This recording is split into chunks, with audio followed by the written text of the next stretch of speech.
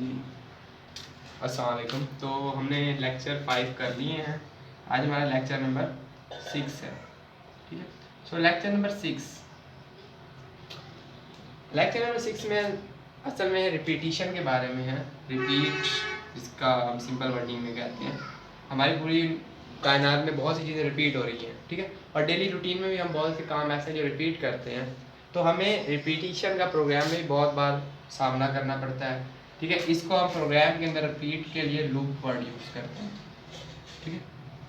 बात, अब मैंने 1000 नंबर का सम फाइंड करना है, या मैंने ना हज़ार तक गिनती आउटपुट करवानी है, या फिर मैंने ना 200 टाइम्स स्क्रीन के ऊपर शो करवाना है, या इस तरह काफ़ी सारे काम हैं जो मैंने हर बार कई बार करने हैं, यानी 1 2 3 10 15 बार करने हैं।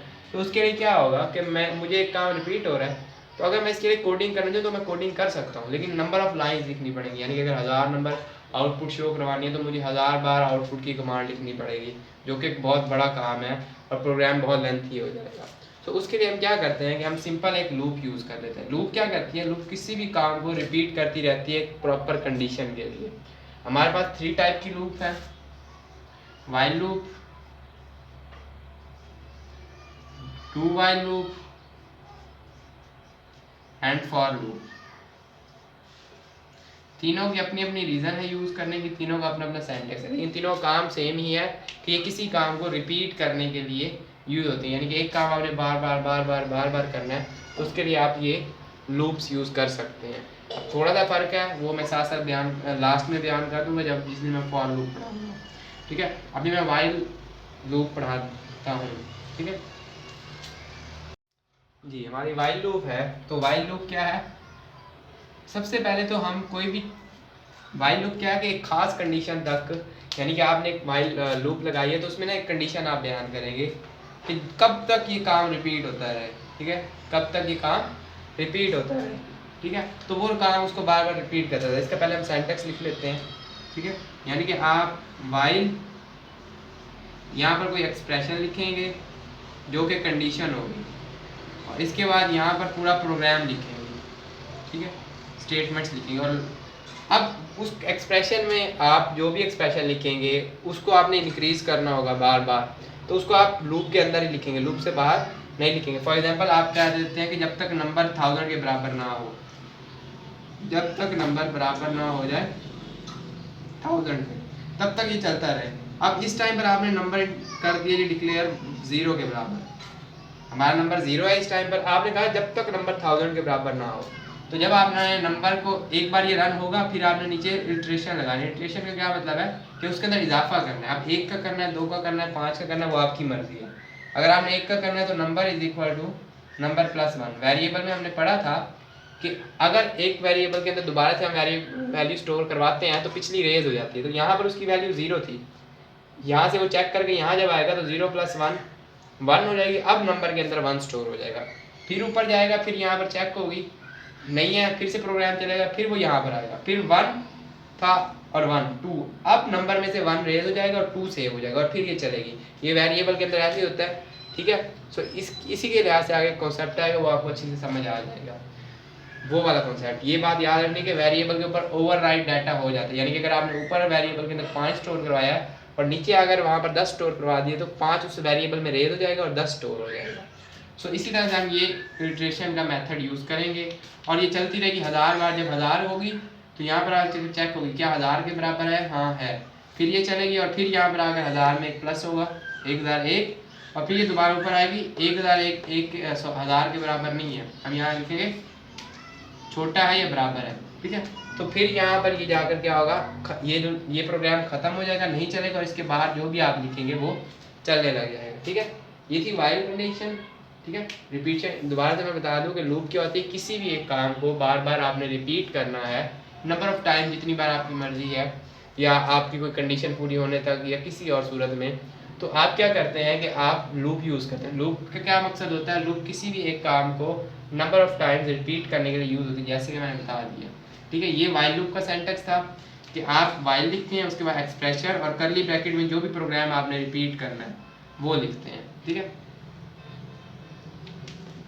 इसके बाद मैं अब आपको सिंपल से 1-2 प्रोग्राम बना के दिखा देता हूँ।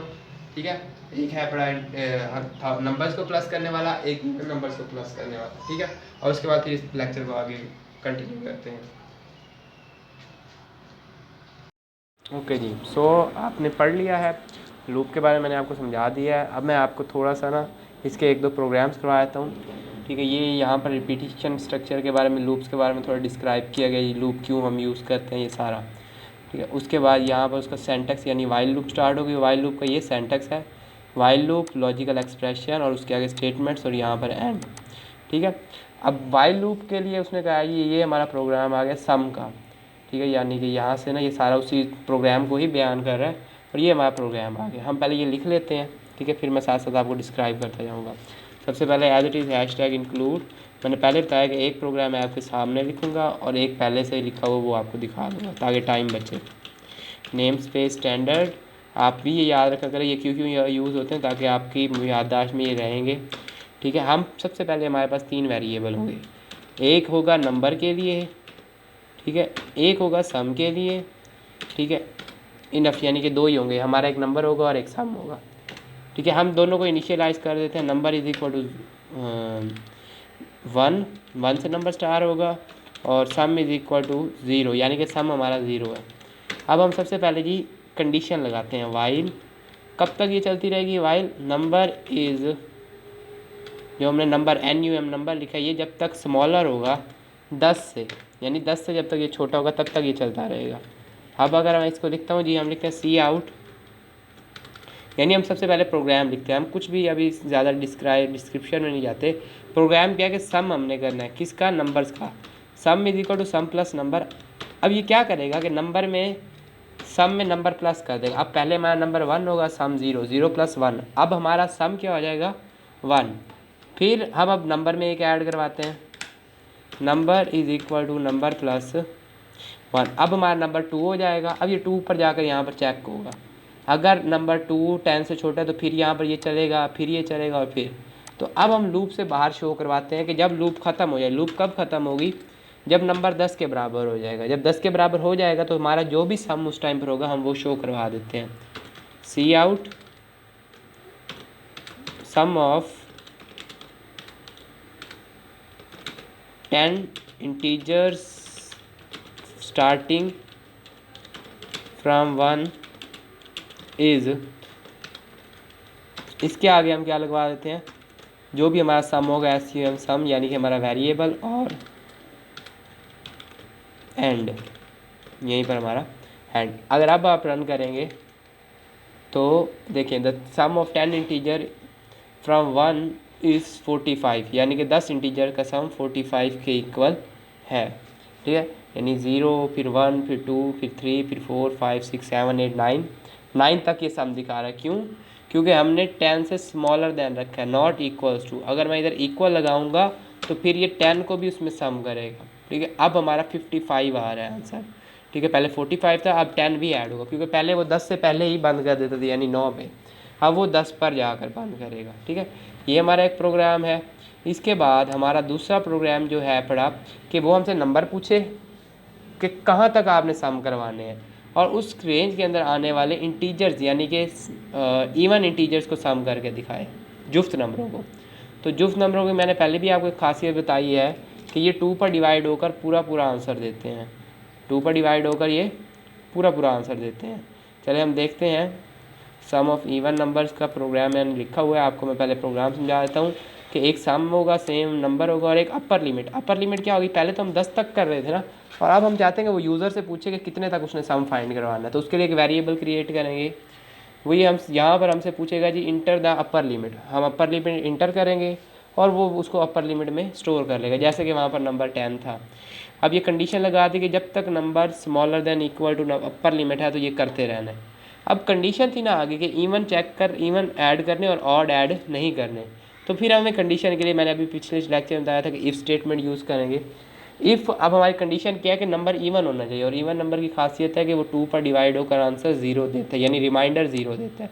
सो मॉडुलस का मतलब यही होता है, ये मॉडुलस का साइन है। मॉडुलस इज़ यूज कि जब आपने आंसर नहीं रिमाइंडर फाइंड करना हो, तो जब आप किसी भी इवन नंबर को 2 पर डिवाइड करें तो रिमाइंडर 0 ही आता है।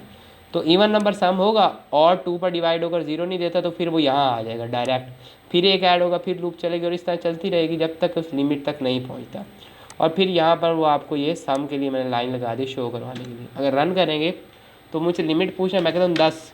अब 10 से नीचे जितने भी इवन नंबर हैं और 10 तक, वो मुझे उनका सम दिखाएगा, वो है 30। यानी कि 10 से नीचे जो इवन नंबर है उनका सम 30 है। अब मैं एक बार और रन कर लेते हैं। अब मैं कहता हूँ जी 800 से नीचे इवन नंबर का सम, तो वो है 1,60,400। ये मेरा सम है 800 से नीचे वाले इवन नंबर्स का। ठीक है, या प्रोग्राम देख लें, मैं सिंपल प्रोग्राम लिखता हूँ विदाउट एनी रिमार्क्स, ताकि हमें इजी हो पढ़ने में। आप स्क्रीनशॉट ले सकते हैं या दोबारा देखकर गौर से इसको देख लें और आपको समझ आ जाएगी। ठीक है, अब हम आगे चलते हैं। ठीक है, आगे हमारा है पड़ा जी फ्लो चार्ट। फ्लो चार्ट में समझाता हूँ आपको बोर्ड पे, और उसके बाद हमारा एक फैक्टोरियल का प्रोग्राम है, वो देखते हैं। ओके जी, तो आपने देख लिया है वाइल के प्रोग्राम वगैरह हमने बना लिया। अब इसमें दो चीज़ें हमारी रहेगी, ओवरफ्लो कंडीशन क्या है और इनफिनाइट लूप क्या है। मैं दोनों को बारी बारी थोड़ा थोड़ा डिस्क्राइब कर देता हूँ, और इसके बाद हमारा एक फैक्टोरियल का प्रोग्राम है, उसको थोड़ा डिस्क्राइब करता हूँ, फिर हम वो बनाए थे फ्लो चार्ट। तो ओवरफ्लो क्या होता है? फॉर एग्जांपल आपने ऊपर डिस्क्राइब कर दिया जिसके अंदर ना आप सम, जैसे कि अभी हमने सम का प्रोग्राम बनाया, तो आपने सम डिस्क्राइब कर दिया इंटीजर में, इंटीजर टाइप का सम डिस्क्राइब कर दिया, इंटीजर सम। आपने ना सम को इंटीजर बना दिया और आपने ना लाखों तक का, ये करोड़ों अरबों रुपए तक का ना सम फाइंड कर दिया। यानी कि आपने कहा जी 1 लाख तक का या 2 लाख या 10 लाख तक का ना इंटीजर्स का ना सम फाइंड करके दो। तो सम जो है वो इंटीजर टाइप का, और वो क्या सिर्फ 4 बाइट डाटा अपने अंदर स्टोर कर सकते हैं, उससे ज़्यादा नहीं।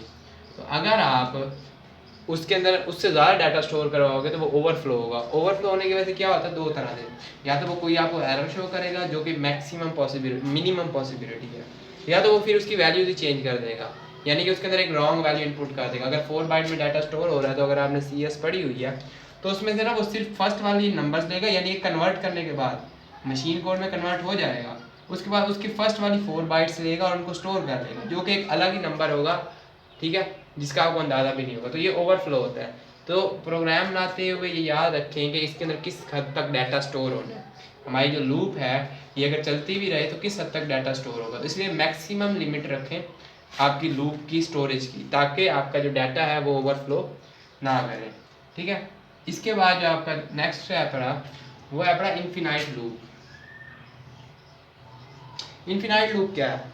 अब हमने जैसे ना कंडीशन लगाई थी लास्ट में, number is equal to number plus 1, तो हम इंक्रीमेंट कर रहे थे बार बार नंबर में। तो अगर हम ये number plus number, number is equal to number plus 1 लगाए ना, या ना लगाना भूल जाए तो क्या होगा? तो देखा होगा आपने कि ऊपर हमने नंबर 1 किया था, तो क्या होगा, वो नीचे आएगा, उसमें कोई इंक्रीमेंट नहीं होगा, और वो कोड ब्लॉक के अंदर है, यानी कि वाइल के कोड ब्लॉक के अंदर है, तो वो वहाँ से वापस घूमेगा, ऊपर जाएगा, फिर वो 1 का 1 है, फिर वो वहाँ चल जाएगा, फिर वो 1 कहेगा, क्योंकि उसमें ये इंक्रीमेंट वाली आपने लाइन लिखी ही नहीं है।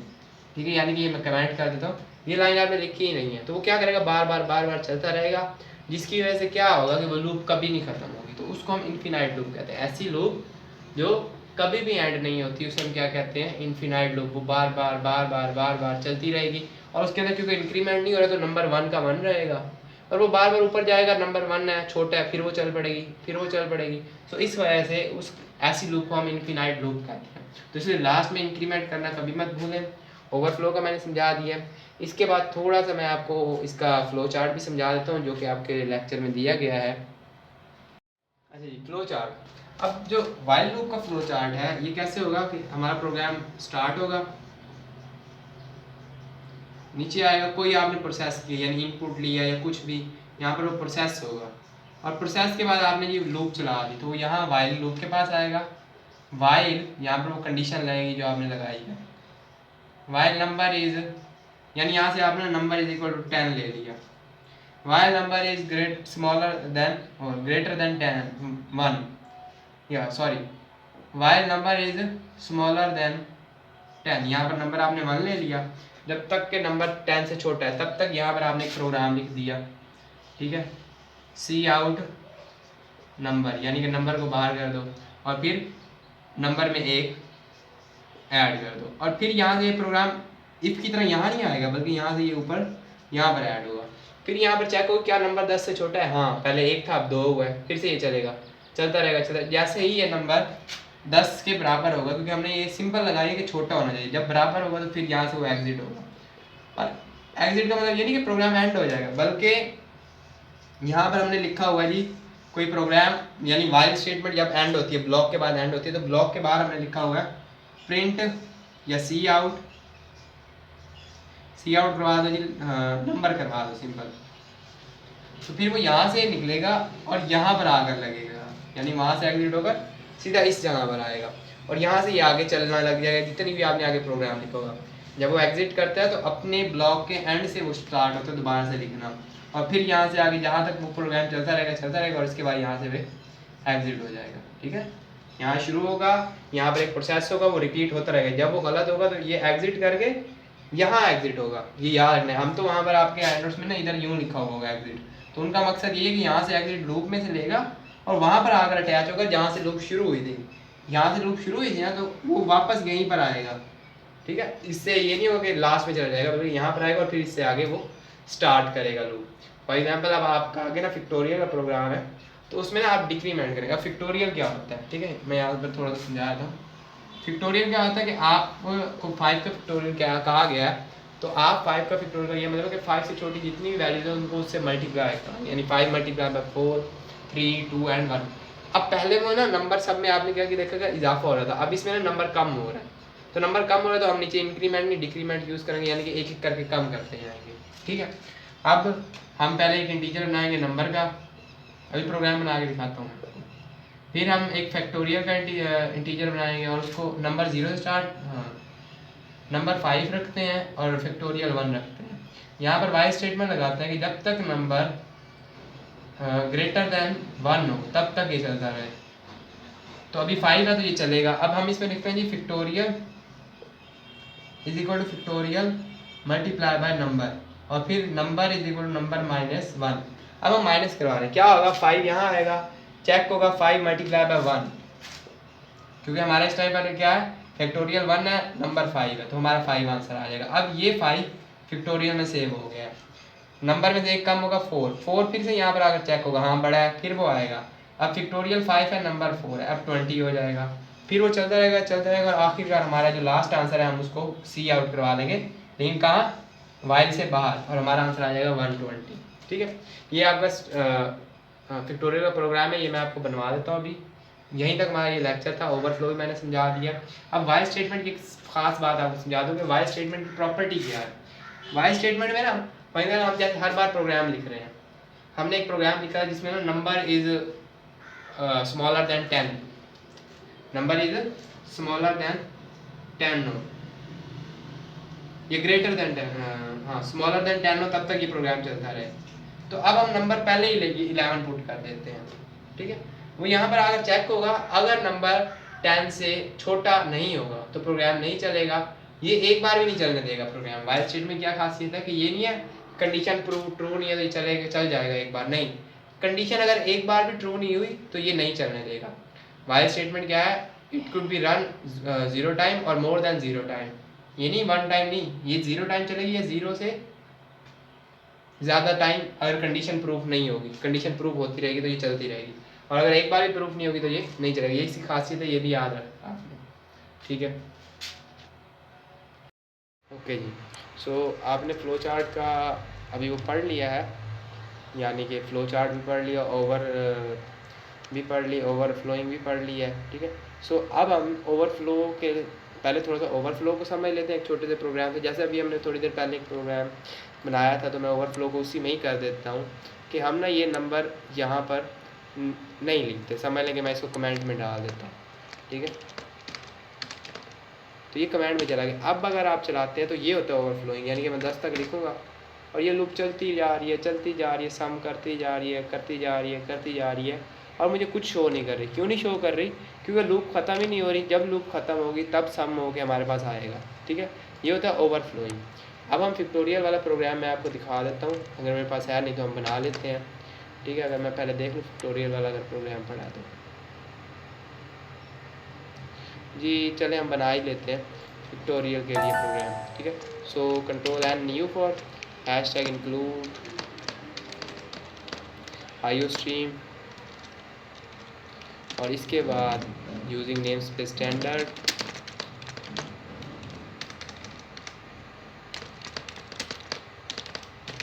मेन। अच्छा, मेन के बाद हमारा प्रोग्राम है फिक्टोरियल के लिए। तो फिक्टोरियल के लिए भी सेम वही चीज़ें हम यूज़ करेंगे, वेरिएबल बनाएंगे इंटीजर। एक वेरिएबल तो नंबर का लाजमी है जो हमने चेक करने के लिए है।